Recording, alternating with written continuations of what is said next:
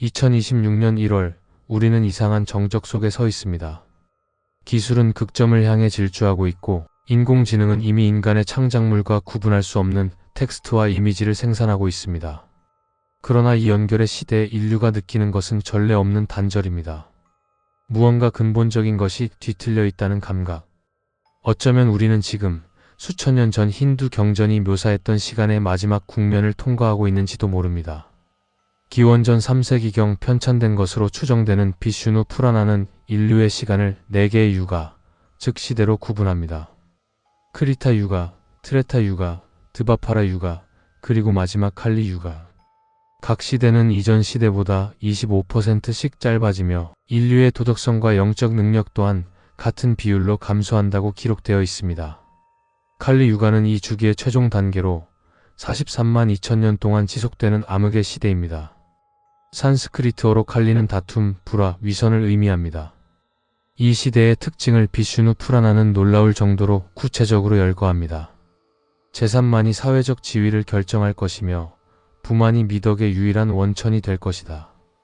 열정과 욕망만이 남녀 결합의 유일한 유대가 될 것이며 거짓말과 속임수가 사업의 표준이 될 것이다. 외적인 형식만이 종교의 유일한 구별 표시가 될 것이며 정의는 약자에게만 적용될 것이다. 더 섬뜩한 예언은 이어집니다. 지도자들은 더 이상 백성을 보호하지 않고 오히려 약탈할 것이며 사제들은 정신적 지도가 아닌 세속적 이익에만 관심을 가질 것이다. 2024년 옥스퍼드 사전은 그 해의 단어로 브레인 랄을 선정했습니다. 저품질 온라인 콘텐츠의 과도한 소비로 인한 정신적, 지적 퇴화 현상을 지칭하는 이 신조어는 현대인의 집단적 상태를 압축합니다. 틱톡과 릴스로 대표되는 초단편 영상 플랫폼에서 사용자들은 평균 1.7초마다 새로운 콘텐츠로 넘어갑니다. 캘리포니아 대학 어바인 캠퍼스의 2023년 연구에 따르면 현대인의 평균 집중 시간은 2000년 12초에서 2023년 8초로 감소했습니다. 금붕어의 집중 시간이 9초라는 점을 고려하면 우리는 이미 금붕어보다 짧은 주의력을 가진 존재가 되었습니다. 포스트 트루스는 2016년 옥스퍼드 사전의 올해의 단어였습니다. 객관적 사실보다 감정과 개인적 신념이 여론 형성에 더 큰 영향을 미치는 상황을 지칭하는 이 개념은 칼리 유가가 예언한 진실의 상실과 기묘한 공명을 일으킵니다. 2023년 MIT 연구팀의 분석에 따르면 소셜미디어에서 거짓 정보는 진실보다 6배 빠르게 확산됩니다. 진실이 신발끈을 묶는 동안 거짓은 이미 지구를 반바퀴 돌고 있다는 마크 트웨인의 격언이 데이터로 증명된 셈입니다. 우리는 이제 눈으로 보는 것을 믿을 수 없는 시대에 진입했습니다. 산스크리트 철학에서 마야는 환영, 즉 현실을 왜곡하는 베일을 의미합니다. 베단타 철학은 물질 세계 자체가 마야, 즉 브라만을 가리는 환영이라고 주장합니다.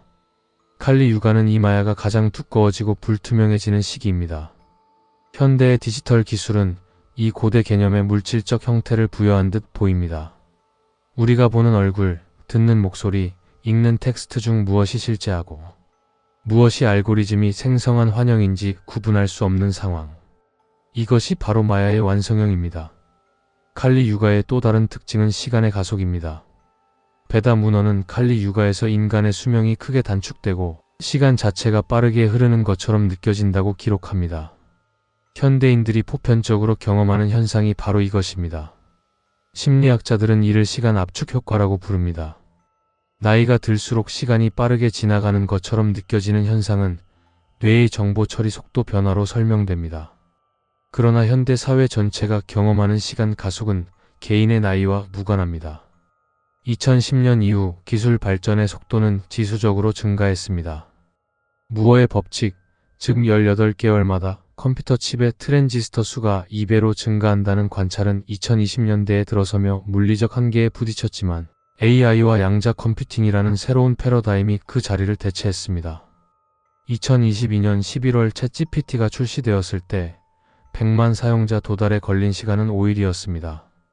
넷플릭스는 1200일, 페이스북은 300일, 인스타그램은 75일이 걸렸습니다. 변화의 속도 자체가 가속하고 있습니다. 비슈누 푸라나는 칼리 유가의 끝에 칼키 아바타가 나타날 것이라고 예언합니다. 비슈누의 10번째이자 마지막 화신인 칼키는 백마를 타고 손에 불타는 검을 들고 나타나 악을 멸하고 새로운 크리타 육아를 시작한다고 합니다. 이 이미지는 요한계시록의 백마 탄 자와 놀랍도록 유사합니다. 나는 보니 백마가 있는데 그 탄 자가 충성과 진실이라 일컬음을 받고 공의로 심판하며 싸우더라. 전 세계 종말론의 공통점은 구원자 서사입니다. 유대교의 메시아, 기독교의 재림 예수, 이슬람의 마흐디, 불교의 미륵보살, 조로아스터교의 사오샨트. 각 문명은 암흑의 끝에서 나타날 구원자를 상상했습니다. 융 심리학은 이를 집단 무의식의 구원자 원형으로 해석합니다. 인류는 극한의 고통 속에서 외부로부터의 구원을 갈망하는 심리적 패턴을 가지고 있다는 것입니다. 그러나 비판적 시각도 존재합니다. 현대 사회학자들은 구원자 서사가 대중의 저항 의지를 약화시키는 도구로 작용할 수 있다고 지적합니다. 어차피 메시아가 올 것이라면 현재의 부조리에 맞서 싸울 이유가 희미해집니다.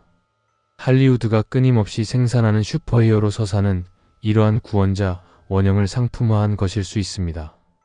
우리는 아이언맨, 슈퍼맨, 배트맨을 통해 누군가 나타나 이 혼돈을 정리해 줄 것이라는 환상을 소비합니다. 지정학적 맥락에서 칼리 육아적 현상은 더욱 명확해집니다. 2022년 2월 러시아의 우크라이나 침공 이후 세계는 새로운 냉전 구도로 진입했습니다. 중국의 대만 압박, 중동의 불안정, 사이버 전쟁의 일상화. 비슈누 푸라나가 묘사한 지도자들이 약탈자가 되는 시대는 권위주의의 부상과 민주주의의 후퇴라는 형태로 구현되고 있습니다. 프리덤 하우스의 2024년 보고서는 전 세계적으로 민주주의 지수가 18년 연속 하락했다고 기록합니다. 정보 전쟁은 21세기의 새로운 전선입니다. 각국의 소셜미디어 조작, 러시아의 인터넷 연구소 IRA, 중국의 우마오당, 이란의 사이버 부대들은 알고리즘을 무기로 전 세계 여론을 조작합니다. 진실과 거짓의 경계가 무너진 디지털 전장에서 시민들은 무엇이 실제하고 무엇이 선전인지 구분할 수 없습니다. 이것이 바로 칼리 유가가 설계한 혼돈의 구조입니다. 경제 시스템 또한 칼리 유가의 예언을 따라가고 있습니다. 재산만이 사회적 지위를 결정할 것이라는 구절은 현대 자본주의의 극단적 양극화로 나타났습니다. 옥스팜의 2024년 보고서에 따르면 전 세계 상위 1%가 하위 50%보다 2배 많은 부를 축적했습니다. 억만장자의 재산은 2020년 이후 42% 증가한 반면 실질 임금은 정체되었습니다. 부가 미덕의 척도가 되고 빈곤이 도덕적 실패로 치부되는 사회. 비슈누 푸라나는 이를 2000년 전에 예견했습니다. 외적인 형식만이 종교의 유일한 구별 표시가 될 것이라는 예언 역시 현대 종교의 위기를 정확히 묘사합니다. 메가처치의 번영신학, SNS에서 전시되는 영성, 명상 앱의 상품화. 종교적 실천은 내면의 변화가 아닌 외부로 과시할 상징이 되었습니다. 2023년 퓨 리서치 센터 조사에 따르면 미국의 종교 무소속자 NONES는 28%로 역대 최고치를 기록했습니다. 제도화된 종교에 대한 신뢰는 급격히 무너지고 있지만 영성에 대한 갈망은 여전히 존재합니다. 이 간극을 메우는 것은 상품화된 뉴에이지 산업입니다. 칼리 유가는 파괴만을 의미하지 않습니다. 힌두 철학에서 시간은 순환합니다. 칼리 유가의 끝은 새로운 크리타 유가, 즉 황금시대의 시작을 의미합니다. 마치 겨울이 끝나면 봄이 오듯 암흑의 극점은 빛의 시작점입니다. 일부 해석에 따르면 우리가 현재 경험하는 혼란은 낡은 구조가 붕괴하면서 발생하는 산통입니다. 낡은 패러다임이 완전히 타버려야만 새로운 의식이 싹틀 수 있다는 것입니다. 그러나 이러한 해석에도 함정이 있습니다. 파괴 후 재생이라는 서사는 현재의 고통을 정당화하는 도구가 될 수 있습니다. 혁명이 아닌 묵시록을 기다리는 수동적 자세를 낳을 수 있습니다. 실제로 일부 극단주의 집단들은 종말론을 폭력의 정당화 수단으로 사용해 왔습니다. 옴진리교의 도쿄 지하철 살인 가스 테러, 오대양 집단 자살 사건, 존스타운 집단 자살 사건, 헤븐즈 게이트 집단 자살. 종말론은 때로 자기 실현적 예언이 됩니다. 인류는 실제로 여러 실존적 위협에 직면해 있습니다.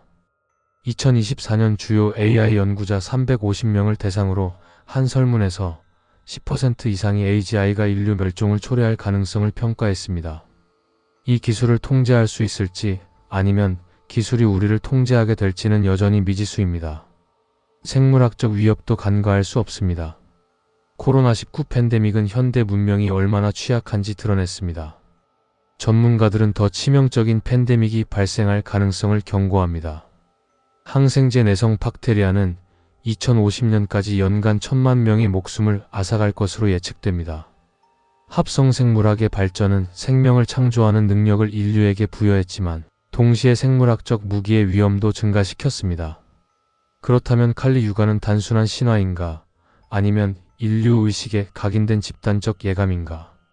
융은 신화를 영원한 진리를 시간의 옷을 입혀 표현한 것이라고 정의했습니다. 칼리 육아는 물리적 시간이 아니라 의식의 상태를 묘사하는 은유일 수 있습니다. 진실을 분별하는 능력을 잃고 외부의 환영에 지배당하며 즉각적 쾌락에만 반응하는 의식 상태. 이것이 바로 현대인의 집단적 상태입니다. 신경과학은 디지털 기술이 실제로 우리의 뇌를 재배선하고 있다는 증거를 제시합니다. 스마트폰 사용은 전두엽 피질의 활동을 감소시킵니다. 이 영역은 충동 조절, 장기 계획, 복잡한 사고를 담당합니다. 소셜미디어는 도파민 회로를 자극하여 행동 중독을 유발합니다. 우리는 문자 그대로 생각하는 능력을 잃어가고 있습니다. 칼리 육아가 예언한 사유의 종말은 신경학적 현실이 되고 있습니다. 그러나 역사는 또한 회복력의 이야기입니다. 중세 유럽의 흑사병은 인구의 3분의 1을 죽였지만 그 여파로 르네상스가 탄생했습니다. 두 차례의 세계대전은 수천만 명의 목숨을 앗아갔지만 전후 세계는 전례 없는 번영과 평화를 누렸습니다. 인류는 반복적으로 절망의 심연에서 새로운 의미를 창조해 왔습니다. 칼리 육아의 특징들을 우리가 그대로 받아들인다면 그것은 예언이 성취된 것이 아니라 우리가 그 예언을 실현시킨 것입니다. 반대로 의식적으로 다른 선택을 한다면 예언된 운명을 바꿀 수도 있습니다. 2026년 1월의 이 순간 우리는 기로에 서 있습니다. 인공지능은 양날의 검입니다. 그것은 인류를 해방시킬 수도 노예화할 수도 있습니다. 우리는 칼리 육아의 예언을 실현할 것인가?